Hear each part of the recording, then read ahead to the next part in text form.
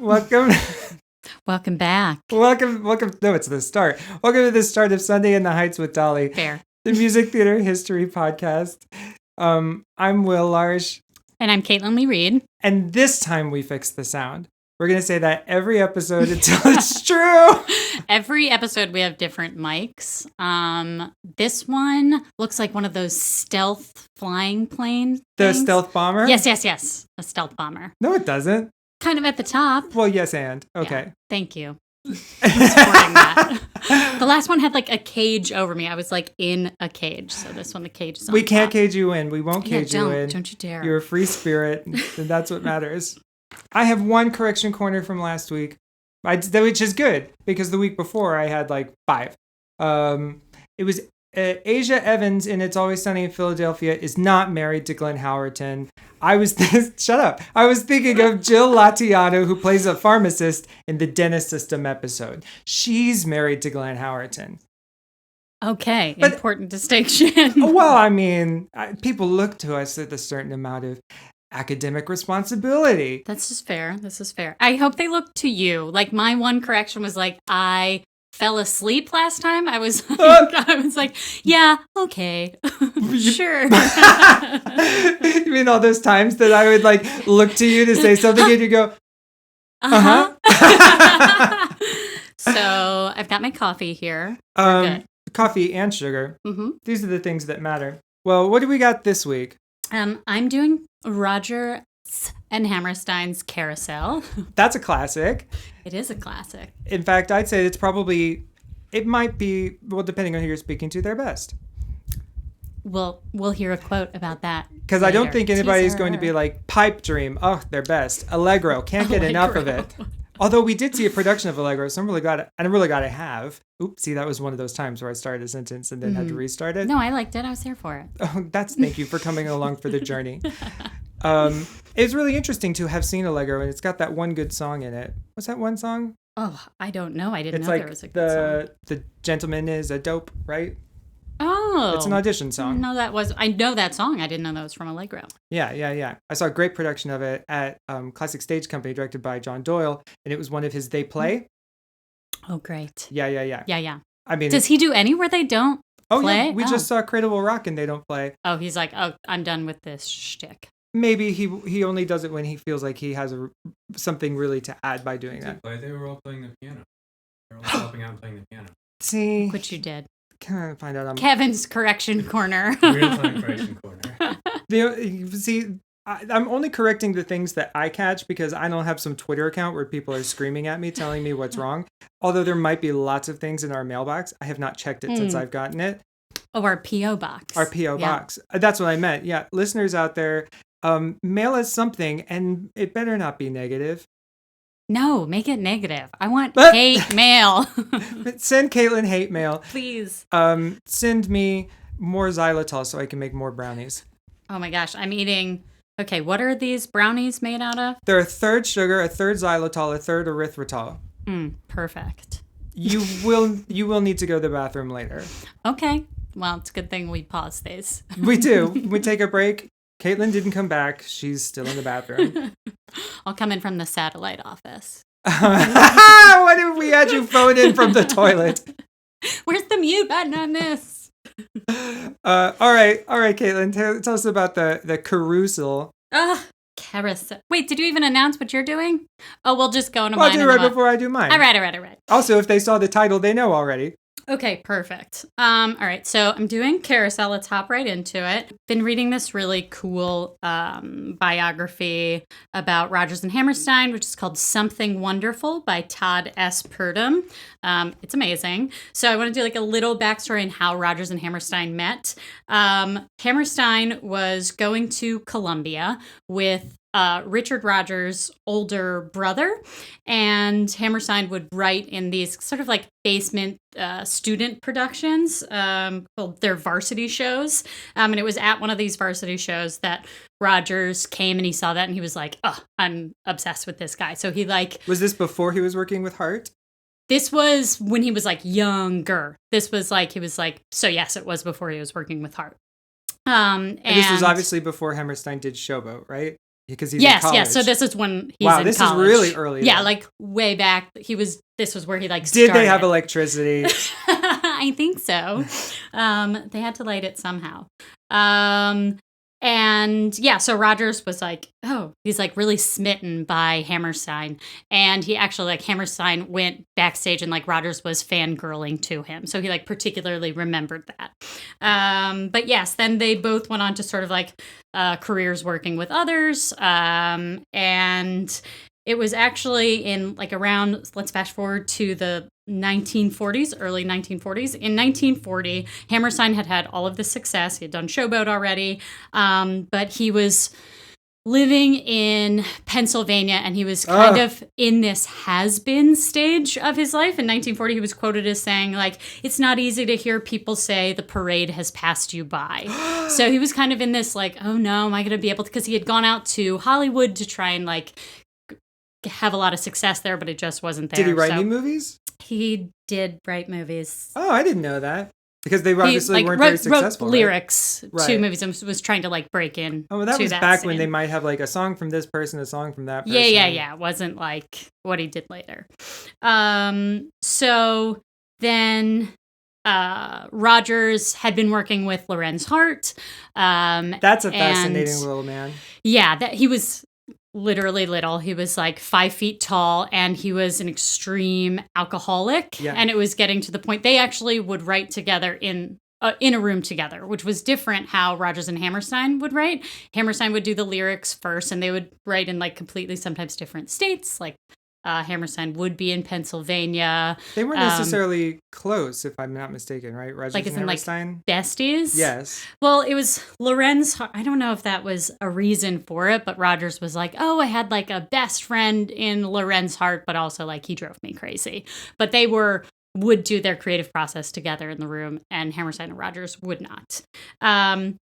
But Lorenz Hart was going through some issues, and Richard Rogers was like, I can't work with this guy anymore. And so he went and he visited Hammerstein at his house in Pennsylvania, and he was like, well, I'm kind of having these issues. And so they decided to like start writing together. And they, of course, their first show was Oklahoma.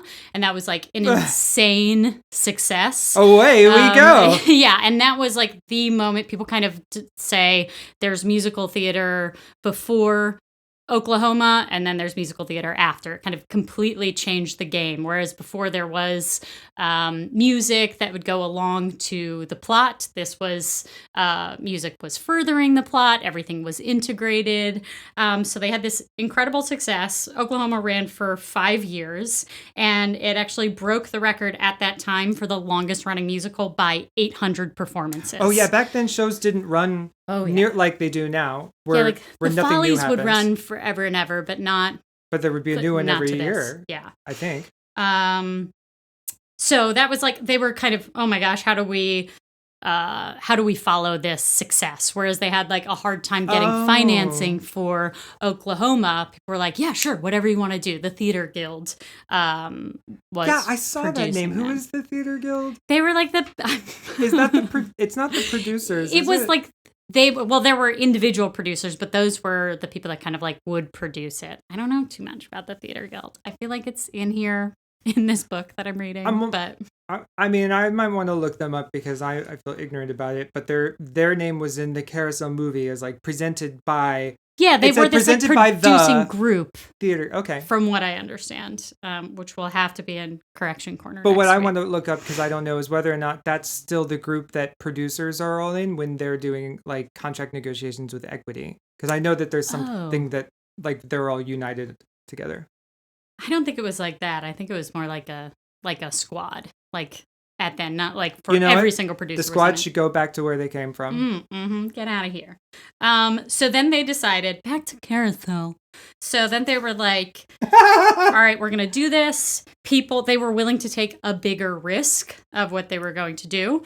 And they decided to adapt a Hungarian play from 1907 called Lilium. 1909. And it was by Ferenc Molnár. And it had originally started in 1909. And it ran for like 30 performances in Hungary. And then it came back like 20 years later or something, and then it was like a hit. Oh, yeah. So this was like their Chicago. first time. Oh, there you go. Sorry. Maybe they just put like TV or movie stars in it. And it became a hit. Exactly. Stunt casting of Lilium Exactly. by Molnár.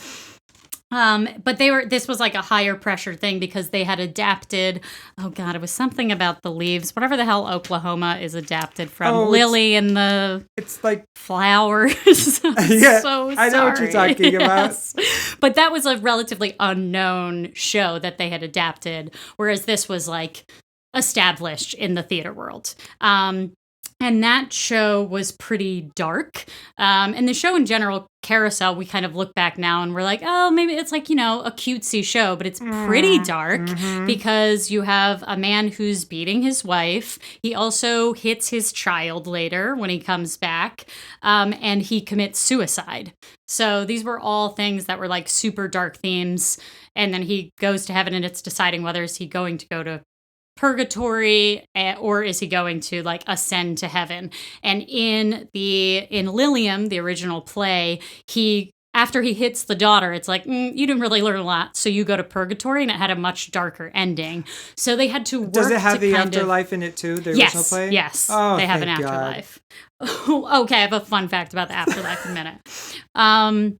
But so they were like, what are we going to do to kind of like lighten up this show? And so when they signed the contract with originally Molnár was pretty hesitant about having anybody adapt his show. He was actually Puccini had approached him and wanted to turn it into an opera.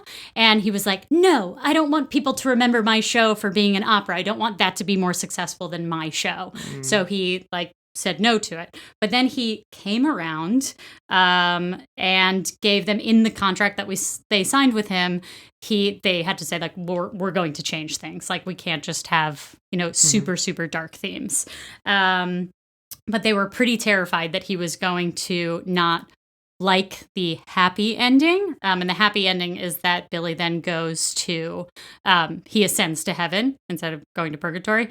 And they invited the original playwright Molnár, to the first run through they had. And they're like super scared. They're like, oh no, he's going to hate it. And then he was like, I love it. He was like, I definitely like the happy ending. So I never thought of it. I don't know. Things can be happy. I didn't think that this wife beater could go to heaven. How convenient. Yes. Okay, so I definitely want to talk about the wife beating thing, just how like awful Billy is as a character. And first I always thought like, oh, he's just awful. Are we supposed to be? Because when you watch Carousel now, it's like, oh, it's Carousel, this golden age thing. Does have and it's cachet well now. Respected. And so I was like, do people just like forgive Billy? Like, how are we just dealing with it? Like, for example, one of his first lines are 2, 3 women on stage. Shut up, all of ya. And then he was like, Mrs. Mullen, who runs the carousel, is like, hey, you can't be like just putting your arm around a girl. And he's like, oh, so that's it? I can't put my arm around a girl without asking permission? Like, that's the craziest thing ever. Like, you're a woman and you're telling me what to do? Yeah, she is your boss. Yes. She runs the company you work for. Yeah, she's going to tell you what to do around there. Also, don't hit on children. Yeah. Oh my gosh, the hitting on children that? thing. Yeah. So How first old I is want Billy? to talk about. Yes, Billy is. He's like 40 is what it looks like in the movie. Okay, well, I think that was just like based on the casting of it, because it's not stated that he's some like much older person in it. Well, another thing that I didn't know about Carousel is that it's set in the turn of the century. I always felt like it was in the 40s. It was not at all. It was in like Oh, yeah. 1873 Well, you in can tell Maine. because they have those. That's true. the I just clothes didn't they're pay wearing. attention to the costumes. Well, okay. I was like, oh, olden timey. That's The- fine. everything's the past to you. Yes. But let's see. So he beats his wife. He's also, He calls them dumb too at one point. yeah, he's like terrible to women in general. All of the men are. The foreman of the mill is walking through before like Julie loses her job. 'Cause within like the first 5 minutes, Billy loses his job and Julie loses her job. And they're like, we'll just fall in love, I guess. Seriously. Yeah, that was the thing that was crazy to me was this, the If I Loved You, which is the bench scene. It was this, it's actually referred to, so let's see, Steve-O Sondheim called the bench scene. This is when Julie and Billy meet, or they've met on the carousel and now they're talking to one another. This is where If I Loved You came on. Well, If I Loved You is like the 5th song. There's all these little songs in the sequence. Yeah. So to start from the beginning, there's this whole pantomime thing, which was a bunch of waltzes, and it was pretty. They didn't want to do an overture. Oh, you mean that? Yes. Yeah. Okay. So Rogers was like, didn't want to do an overture because he was like, people just show up late, they don't pay attention, so I just want to like go.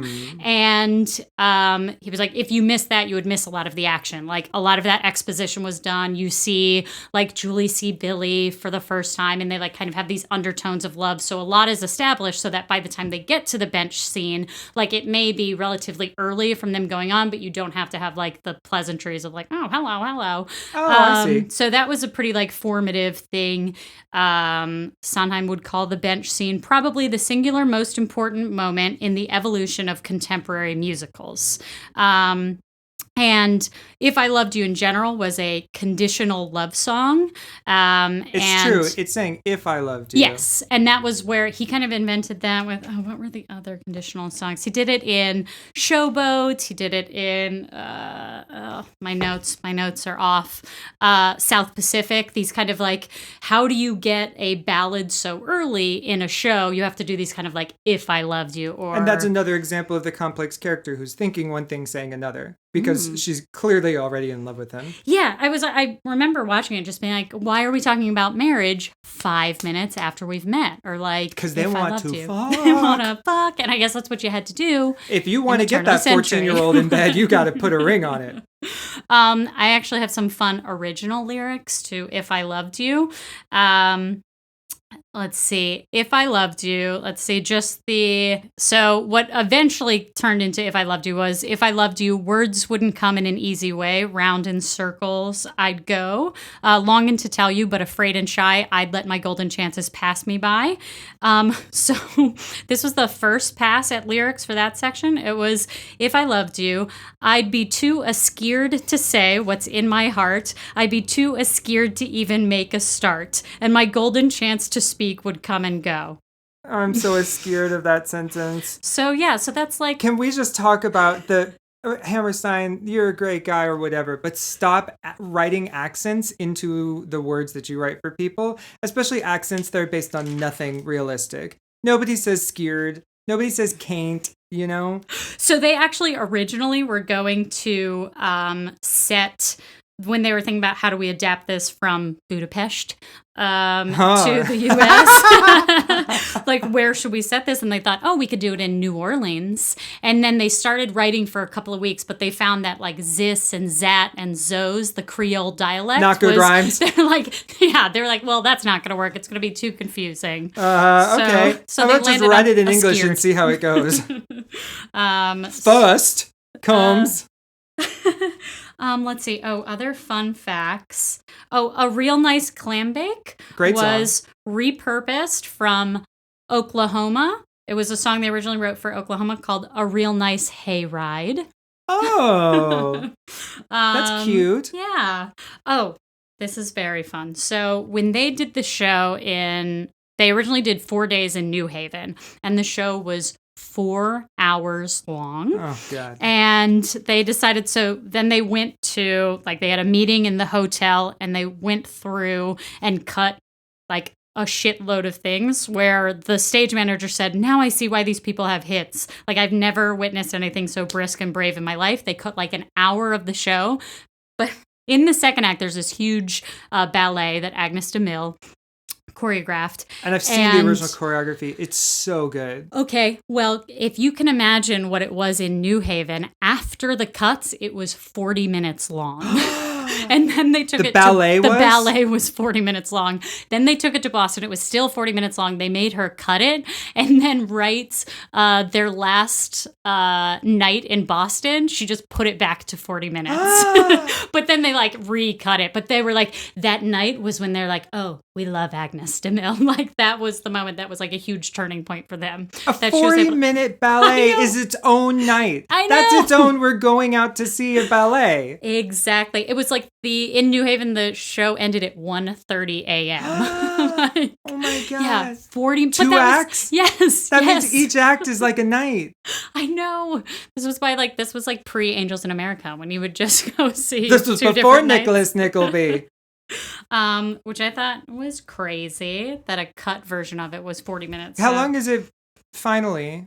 I don't know how long it is finally. I think it's like, I don't know. We'll put that in. It is pretty long. It is pretty long. Yeah. It's still really very good. long. Yeah. And it furthers the plot. Obviously, like huge for that. Another fun thing about the second act are things that were cut. The second act, Billy goes up he's in heaven, and he meets this star keeper who's like a godlike character. This whole fucking thing. Well, originally in the Boston production they had, and this was based off of what was in the original play, there was a man. There was a he and a she. There was like a male god and a female god. Blasphemy! Yes, and that's what they said. They were like, oh no, we can't have that. Okay, so Billy was, let's see, like he sees the female god. He's like talking to male god, and he's like, who's that lady? And he points to the girl. Whoa. She was like, I suppose you're like all the others. You thought when you arrived here, you'd only have to deal with a man. And then he says, yes, sir. She goes, and then male god, Mr. God, as Rogers would refer to him, said, strange that the world doesn't realize it needs a mother as well as a father. And then Billy looks at she with a new respect. And that was like crazy for Boston audiences. Like they wouldn't tolerate it. So then they remade this just Starkeeper role. I mean, they are walking a weird line with religion here. Any idea that there is heaven and hell and purgatory feels very Catholic as it is. But the Starkeepers do not. I hate that whole thing. I remember the first time I saw it and I was like, are you fucking kidding me? We just went from like Maine and like realistic, beautiful, lush sort of stuff to like, and now we're a concept musical and I'm in heaven hanging stars and polishing them.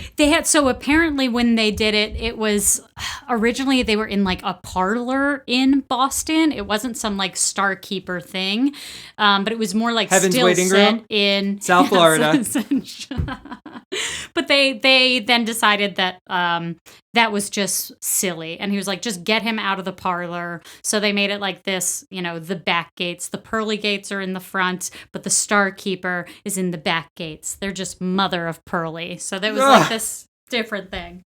Wait, that seems like a really good show to write. The prequel to Pearly called Mother of Pearly. Oh, I'm into that. And you can, walk the steps to heaven in that one too. Walk him up. Walk him up. Oh, I also went down a really big rabbit hole there where I was convinced for like a hot minute that Carrie and Julie were super, super gay. And then they were just forced into these relationships. Like I was trying to understand, why would Julie, who has no, like one of the biggest, like, or most controversial parts of this show is that she just falls in love with this guy who beats her and who's awful. Who doesn't have a job anymore. He doesn't have a job. Who she's been told does this to other women, Yes. Like she's not even special. No. The only thing that's special is that he's willing to do it to her when she has no money, I think, right? That he could go out, like there's some line about like I don't have any money, And he's like, I'll stay anyway. Something like that. Oh. Yeah, I don't know about that. Sorry, I watched the atrocious movie where the bench scene is reduced to just "If I Loved You" and everything else is bad dialogue. Okay, so the thing about the movie too is that the Starkeeper has an extra prologue in the beginning that obviously doesn't exist in the stage show. And it looks like it looks like the screen test for the guy playing Billy. Like he's never been on screen before. Like he's never acted in his life. It's like they literally went out to Boston. He was just in Oklahoma the year before. No. Yes. Like he and it was Shirley Jones. Shirley Jones, I gotta tell you about her. Do you know all about her? Oh my gosh, tell me more because I have a very fun fact about the movie. I read Shirley Jones's memoirs. Everybody, run out and get them right now. I saw an old lady tell me that she was horrified that I was reading that book because it was so dirty, and it is. The number of times she talks about dick in there, the number of times she talks about having threesomes. She was with Jack Cassidy, and she talks about like how hung he was, and then her stepson David Cassidy, she's like, he was clearly his father's son. Oh yeah, it's gross. And then like Jack Cassidy's goes a little nuts because he has untreated bipolar disorder, and so at one point he's set fires in all of the fireplaces in their house in California, which is, I mean, it's already hot there, and he's setting fires. Have you ever seen a fire in a fireplace where you go, that's too much wood, that's too big, I think it's going to burn the house down? Did it? No, but like that's the fear where you look at it and you go like, I think I have put too much fire in the fireplace for the fireplace. He did that in all of them, then walks away from them and sits in front of one of them, just jerking off. And then she comes in and she's like, hi, honey, what's going on? And at one point he's like naked jerking off in a corner reading a book, and he goes, I realized I'm Jesus. So, yeah, you should go read Shirley Jones's book. Oh, my God. The best part is that she's into half of it, too. So, wow. Yeah. Okay, well, But she looks so innocent. Really, she does. She really, I mean, I think in Carousel, you look at her, she doesn't look like a slutty girl looking at him at all. And she doesn't look like a stupid child either. She just looks like someone who's never done this before, you know?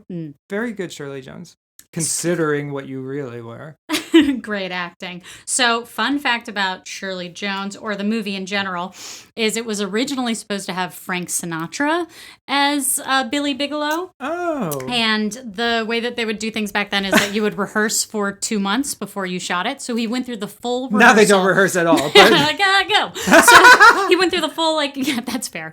They went through, he went through 2 months of rehearsal, and then they went to Maine to shoot it. And wait, they went to Maine to shoot it? Yeah. It's clearly a soundstage. Did they build a soundstage in Maine? I guess so, but I'm telling you that they went to Maine. It was shot on location in Maine. I'm sure that they used sound stages, but it was definitely that's in the trailer too. Okay, which is actually a fascinating trailer to watch. I guess that explains the Bosch and Lomb lenses in the CinemaScope had to see something real pretty once. Wait, so he went there and he found out that they were going to shoot it twice because they had this was in 1956. An A-cast and a B-cast. It was in 1956, and CinemaScope had just released this new type of film, the CinemaScope 55, back in 1955, and so they were going to shoot everything twice, and he walked off set. This was the first day on set, and he goes, "You're not getting 2 Sinatras for the price of 1." What? And he left. What? Yes. So coverage didn't exist until CinemaScope? Yeah, I just don't understand why it was everything was one take back then? That's what I was saying. Was he just a one-take wonder where he's you're getting one? One take, no mistake, put it in the oven, easy bake. I don't know. I was is it multi-camera? I was trying to dive I'm into thinking why this would be an is this issue. bad 3D where they don't have 2 cameras? They just shoot it twice, slightly at a different angle. And if the things don't match up, like our last podcast episode, then that's really, your problem. Squint your eyes, people. Okay, and then I have one more. So, they didn't then work it out with Frank Sinatra? They were just oh, shoot, he's gone. Yeah, I feel so then apparently the real story is that Ava Gardner was, getting the feels for Clark Gable, and he was going back, his wife at the time was Ava Gardner, so he was going back to, rescue that. Coast. Yeah, he wanted to, go keep eyes on her. He was I'm going to show up in Palm Springs unannounced. And that'll keep her from cheating. Even Frank Sinatra talks in an old-timey Yeah, voice like just this. old-timey. That's very accurate for Frank Sinatra's accent. Okay, 2 more things I want to address before I'm done with Carousel. If we want to talk about just how awful the like beating thing is, he goes, so one of the like most atrocious lines ever is Billy comes back. He has this opportunity to like go back to Earth for one day, and he sees his daughter, and he has this star that he's brought to her, and he's like, It's a fucking Christmas tree ornament, okay? yes. And he's like, here, take this star. And she's like, I'm not supposed to take things from strangers. And she like won't take it. So he like smacks her hand. So he like hits the daughter's hand, and he can like make himself visible to people. So he like makes himself disappear, not visible, like Harry Potter How fucking style. scary would that be to you if that happened? If somebody was like, take Hit your this hand. star, and you're like, the fuck? And then they're like, smash, disappear. Well, so he's like, oh, I know. Well, she like runs off. She goes and she grabs Julie Jordan. And she's like, there was a man and he hit me. And she goes, but then she stops and she's like, he hit it. He hit my hand really hard. And she's like, is it possible though? Like for when someone to hit you that hard, like it felt like a kiss. And Julie's like, yeah, it's possible for someone to hit you real hard and it not hurt at all. Oh, Yep. my God. Because at first you think like, wow, this is very advanced feminism here. A man is writing this story about domestic abuse and really making the man Billy Bigelow look bad. Yeah. Then you get to the woman's perspective and you find out that it's another case of, if he doesn't hit me, how do I know he loves me? I know, it's so awful because you're kind of like, even in the second act leading up to it, people are like, oh, they're talking to the daughter saying like, oh, when your dad was like a wife beater, she's ostracized because of it. Like Billy Why is is she bad being news. punished? Like, she's just this outcast. She doesn't have the like pretty clothes that. So you take her in and you say, hey, Julie, I'm going to take your daughter on vacation with us because I know her home situation ain't so good since her father died. The kids were mean. It was like school bullying back then. It existed. Is it the end of Act 1 that Billy has that big long soliloquy song? So the soliloquy, which was 5 feet long on paper when they handed it to John Raitt. And he was like, oh, that's right. It was no. John Raitt in the original show. In the original show, yes. And He was fantastic, right? Yeah. And actually, fun fact about the original production, except for Mrs. Mullen, all of them were Broadway debuts. Oh. And it was during the war because it opened in 1945, April 19th. And he was like, for the men, he was like, I don't care if they can dance. I just need a man who can breathe, like to fill out the cast. So they get all these people who have injuries that keep them out of the army. No 20/20 vision at The all. stars used to be made out of aluminum until the army asked for it all. They're like, glass then. And then one of my favorite fun facts about the show is Rogers had, speaking of people were in the war, so when he was coming back from Boston, he had to carry his own suitcases, and they made a fact, they're like, all the men were at war, so they couldn't really help him. He didn't have like a porter to help him, I guess. So he carried his own suitcases, and he like wrenched his back, and he had a really bad back injury. And so for opening night and for the rehearsals leading up to it, he was in a stretcher watching it. And so opening night, he watched from a box with the curtain like covering him. And he was like super high on morphine to the way that he was like, he couldn't really hear how much applause there was. And he was like, so people were coming and visiting him after the show. And he was like, that's when he realized like, oh, this is a hit. Like people like it. So you're telling me that people are coming to say, hi, Mr. Rogers. What's his first name? Richard, but he would go That's by right. Dick. Oh, hey, Dick. How you feeling? And he's like strapped down to a gurney up in the theater, high on morphine, being like, was the ballet long? Yeah. Was it still 40 minutes? Yeah, he said he felt like a mummy with people coming, like a mummy on display with people coming to visit him. Yeah, that's odd.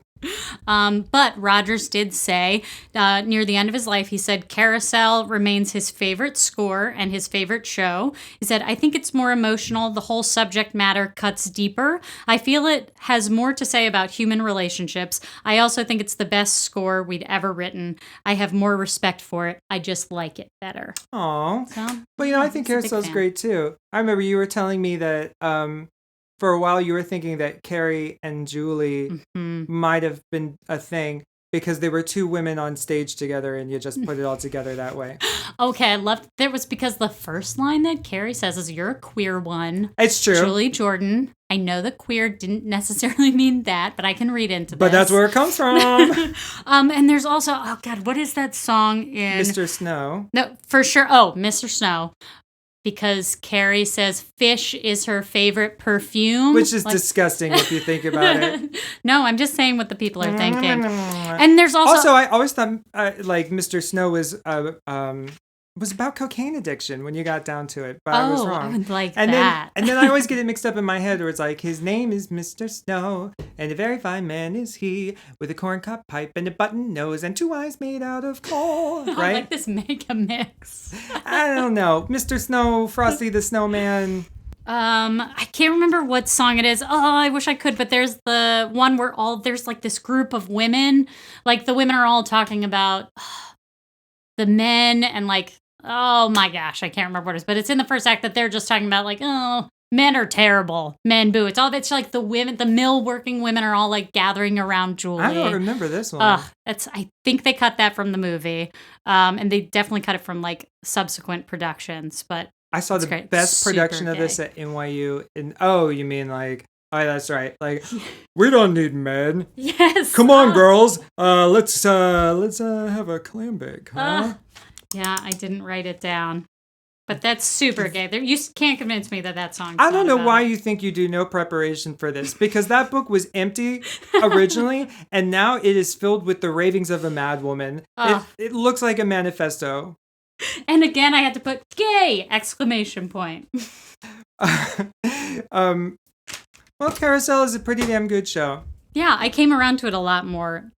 Well, why'd you choose it if you weren't a fan? No, I was a fan of the music, but I was like, oh God, the beating, it's so awful. He's terrible. And then in learning about the show, that it was like this even darker production that they did, like I respect that they had an anti-hero, like that you aren't actually supposed to like Billy. Like I think we just see it in this like rose. Well, I guess lens now. In some ways they're trying to put obstacles between us liking Billy, because that's very human that there's many likable people out there who actually do bad things. Nothing's black and white. Everything's kind of gray. And humans are really bad at that.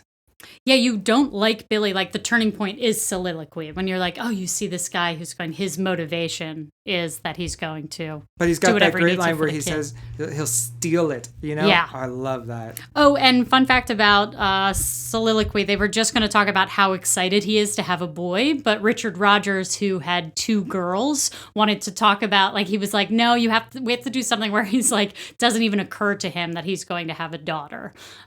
Which is a cute moment. It's cute. It's cute. But.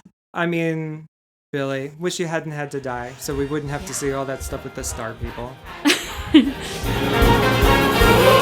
Hey everybody, thanks for listening. Don't forget to subscribe to our podcast, YouTube, and Instagram. And write to us at sundayintheheightswithdolly@gmail.com.